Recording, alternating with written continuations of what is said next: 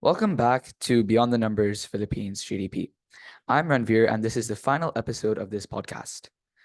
In today's episode, we will discuss the solutions to this issue and summarize the podcast. To start, let's discuss the solutions to the problem.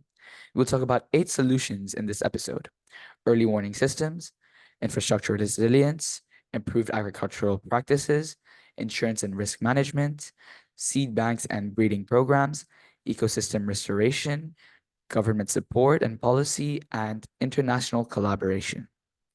Let us begin with early warning systems. By enhancing early warning systems, farmers would be able to receive timely and accurate information for typhoon forecasting. Farmers then can prepare accordingly by securing crops, livestock, and property.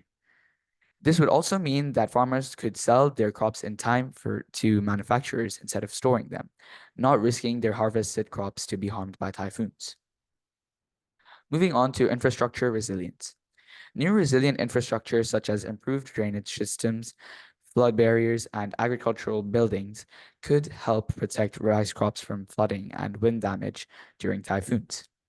This would mean that farmers could continue to grow crops during typhoon season, which would directly boost the Philippine economy, having a great positive impact on the Philippines' GDP.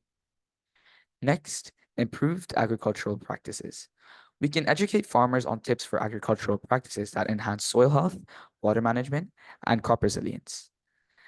Methods such as contour farming, mulching, and intercropping can boost the reduction of soil erosion and help improve crops' ability to withstand typhoon damage. Coming to insurance and risk management. Creating and expanding access to crop insurance and risk management tools for farmers could help them recover from crop losses caused by typhoons. This would provide financial support to farmers due to crop failure. Now shifting to seed banks and breeding programs. Non-government organizations, governments, and farmers can create seed banks and breeding programs to develop crop varieties unharmed by typhoons. Farmers would have access to resilient seeds that would be able to withstand extreme weather conditions such as typhoons. This would mean that farmers would be able to grow crops during extreme weather conditions, especially the typhoon seasons. With crops being grown year round, the Philippines' GDP would have a positive impact with this seed bank and breeding programs. Next, ecosystem restoration. Protecting, restoring, and reviving natural ecosystems such as wetlands, mangroves, and forests can provide a natural shield against typhoons and floods. Healthy ecosystems can help reduce the impact of typhoons on rice crops. Now moving on to government support and policy. The Philippines government could provide farmers with financial help to implement typhoon resilient agricultural practices to avoid the destruction of crops caused by typhoons.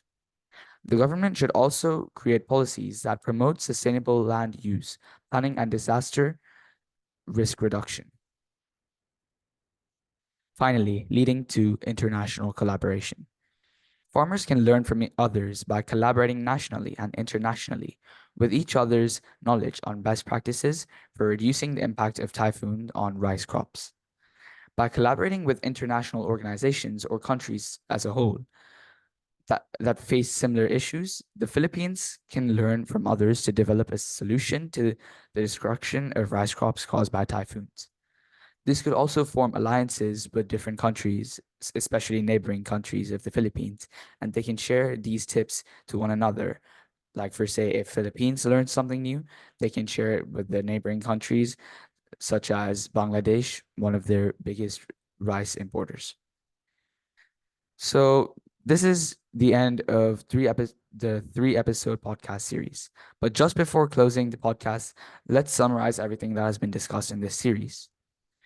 Starting with episode 1, where I briefly introduced the Philippines GDP and typhoons harming the Philippines agriculturally.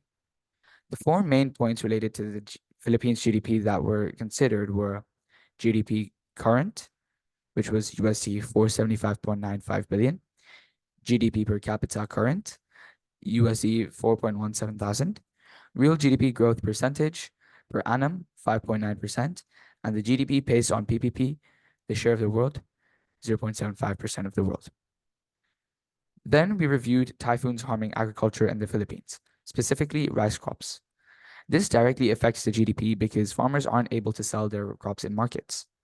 While negatively impacting the GDP as a whole, the Philippine population is also heavily affected, especially the lower class income, including farmers.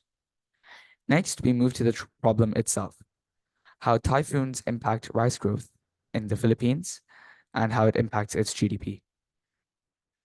We discussed 6 topics, 3 topics related to typhoons and 3 related to typhoons concerning the GDP. The 3 related topics to typhoons were crop damage, loss of infrastructure, and soil erosion and salinity.